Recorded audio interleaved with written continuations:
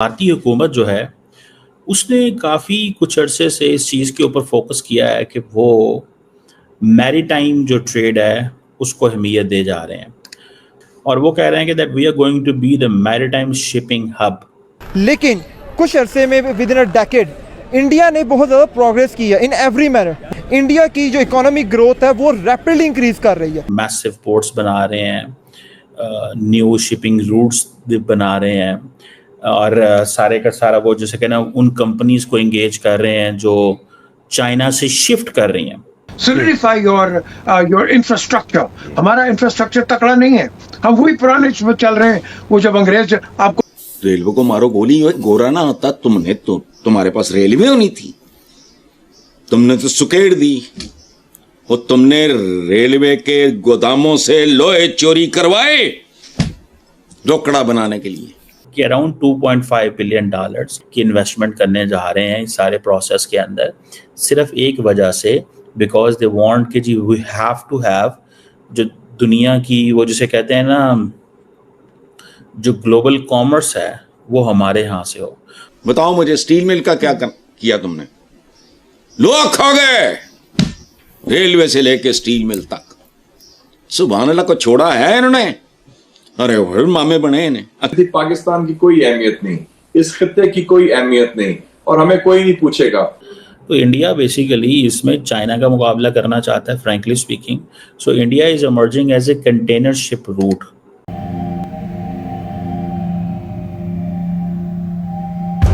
जय हिंद दोस्तों, साविराव 29 चैनल में आपका स्वागत है। तो भारत को शिपिंग हब बनता देख पाकिस्तान हैरान है कि भारत चाइना को टक्कर दे रहा है शिपिंग हब बनते हुए, और भारत $2.5 बिलियन खर्च करेगा जवाहरलाल नेहरू शिपिंग पोर्ट पर ताकि उसको रीशेप दे सके।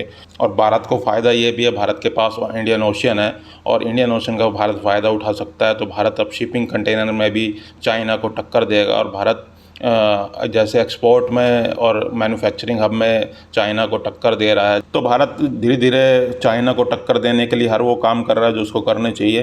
तो भारत अब शिपिंग कंटेनर हब बनेगा, जिस देख पाकिस्तान हैरान है कि भारत हर मोर्चे पे चाइना को टक्कर दे रहा है, चाहे वो किसी पे भी हो।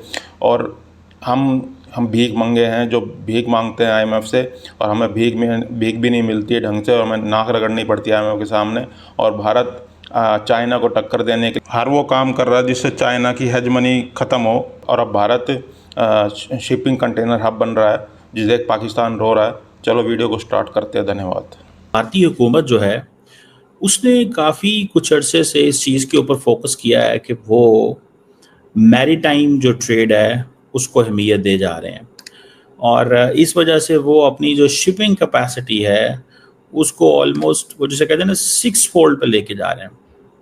और वो कह रहे हैं कि that we are going to be the maritime shipping hub. और ये जितनी भी लार्ज शिप्स हैं उनको इधर लेके आना जो है वो उनके लिए एक बड़ी इंपॉर्टेंट चीज़ है।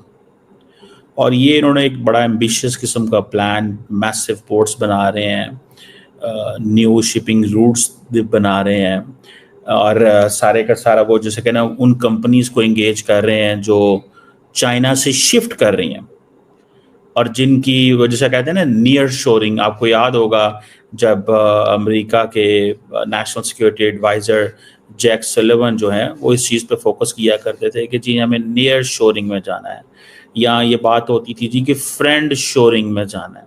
आपने you might have heard these kind of words कि ये basically near shoring, friend shoring, इनके बारे में आपने ज़रूर सुना होगा। और सो इंडिया कह रहा है कि भाई साहब ये जितनी भी नियर शोरिंग है, फ्रेंड शोरिंग है, मुझे इससे फ़ायदा उठाना है। और क्योंकि कंपनीज जा रही हैं चाइना से और ये सारी की सारी कंपनीज हैं वेस्टर्न, इनको कह दिया गया कि आप यहाँ से निकलो। तो वो कह रहे हैं कि ठीक है, फिर हम ये करते हैं कि हम अपनी स्पेस को, उस मार्केट का फ़ायदा उठाते हैं। पहली बात, एक जवाहरलाल नेहरू पोर्ट है जिसे नवा शिवा पोर्ट भी कहा जाता है। ये कहा जाता है कि that is India's second largest port in terms of container handling volume के तौर पे। और ये पोर्ट जो है मुंबई के करीब है। अब इसको सारे के सारे को रेनोवेट किया जा रहा है और इसके ऊपर, और इसमें पैसा कौन लगा रहा है? Asian development bank, India loan ले रहा है। about $130 billion, million dollar, not billion, $130 million का लोन। हम जब लोन लेते हैं तो इंडिया कहता है भीख मांगते हैं, और जब खुद लेते हैं तो वो कह रहे हैं कि नहीं हम डेवलपमेंट कर रहे हैं। ठीक है, ये लेकिन क्योंकि हम IMF के पास जाते हैं तो वो कहते हैं जनाब ये असल लोन है, हमको IMF के पास थोड़े जाते हैं। तो दैट इज समथिंग, वो एक चीज़ है। सो इस चीज़ को just understand. So they are putting money in this sports के अंदर पैसा लगा रहे हैं, और इनके ये जो अगली पोर्ट्स थी इनके यहाँ स्पेस नहीं है, इनकी एक्सपेंशन करने की ज़रूरत है। गवर्नमेंट जो है वो प्राइवेट सेक्टर को इन्वॉल्व कर रहा है कि जी आप इसमें हमारे साथ आएँ, और सुनने में आ रहा है कि ये $2.5 बिलियन लगाने लगे हैं टोटल। और एम क्या है? एम इज़ के वो कहते हैं कि we have to be one of the top 10 ports in the world, जो ग्लोबल कॉमर्स है वो हमारे से गुजरे। अच्छा, टेक्निकली अगर आप सारे का सारा इंडियन ओशन देखें तो यू विल सी दिस कि इंडियन ओशन जो है टेक्निकली तो इंडिया को बहुत बहुत ज़्यादा एडवांटेज है उसमें। इंडिया को बहुत ज़्यादा एडवांटेज है क्योंकि इंडियन तो सारी ट्रेड वहाँ से, सारी वो ट्रेड यहाँ से गुजरती है। तो वो कहते हैं कि भाई आप तो इससे बेनिफिशरी हैं, आप तो इसके बेनिफिशरी हैं, आपको चाहिए कि आपको तो पहले ही इसमें इन्वेस्टमेंट कर लेनी चाहिए, आपने इसके ऊपर इन्वेस्टमेंट नहीं की। तो अब ये जो कंटेनर्स वो लेके आ रहे हैं, और बड़े कंटेनर्स हैं, जैसे मैंने बताया कि अराउंड $2.5 बिलियन, लेस देन 2.5 से 2.4 बिलियन डॉलर की इन्वेस्टमेंट करने जा रहे हैं इस सारे प्रोसेस के अंदर, सिर्फ एक वजह से, बिकॉज दे वांट कि जी वी हैव टू हैव जो दुनिया की वो जिसे कहते हैं ना जो ग्लोबल कॉमर्स है वो हमारे यहाँ से हो। और क्योंकि दुनिया की जो थर्ड जो वर्ल्ड पॉपुलेशन है वो इंडिया के अंदर है, तो वो कह रहे हैं कि ये जो कंटेनर ट्रांसपोर्ट है ये क्योंकि एशिया पैसिफिक जाना है वन, तो दैट इज़ ऑल्सो इम्पोर्टेंट। अगर स्ट्रेट ऑफ मलाका से गुजरना है तो that is also important. So India is emerging as a container ship root.